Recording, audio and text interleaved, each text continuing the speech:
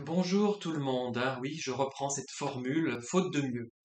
Alors, je vais revenir brièvement sur les profils atypiques, mais pour énoncer quelque chose d'important, il me semble du moins que c'est important, à savoir que les profils atypiques sont toujours, enfin souvent sujets à des accès de déprime du fait des possibilités limitées de communication avec l'environnement, puisqu'on ne rencontre pas beaucoup de gens comme nous, et ça crée une sorte d'isolement, de solitude, mais en même temps, il y a la capacité à changer radicalement. C'est-à-dire que vous voyez un profil atypique déprimé à 14 heures de l'après-midi, donc enfin forcément 14 heures c'est l'après-midi, à 2 heures de l'après-midi je voulais dire, et vous le revoyez à 17 heures et il est complètement changé, puisque dans l'intervalle, il a reçu des informations, des éléments qui lui ont permis de reprendre le dessus finalement.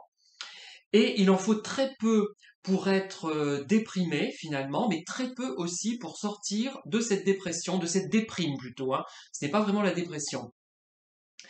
Et comme les événements positifs et négatifs sont ressentis plus fortement, je sais pas, c'est 3 fois plus fort, ou 4 fois, ou 5 fois, je ne sais pas, on peut pas le quantifier, c'est un peu stupide même d'essayer de le quantifier, que pour une personne lambda.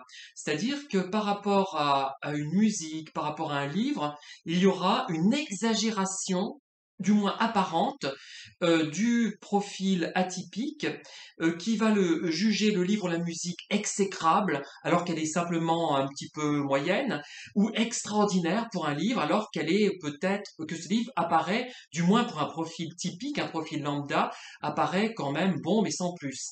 Alors, dans l'un ou l'autre cas, c'est qu'en fait, le profil atypique aura perçu des choses que un profil classique n'aura pas vu, tout simplement, n'aura pas ressenti, parce qu'on est dans le côté ressenti.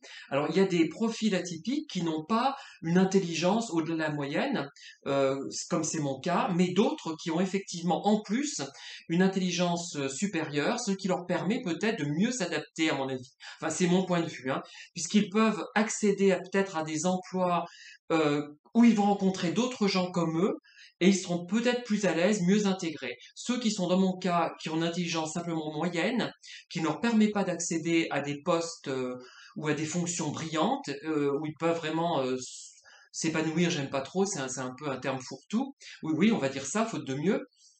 Eh bien, ils sont plus en difficulté puisqu'ils ont plus de sensibilité, c'est ils vont ressentir les choses avec plus de finesse, avec plus de précision, avec plus d'intensité.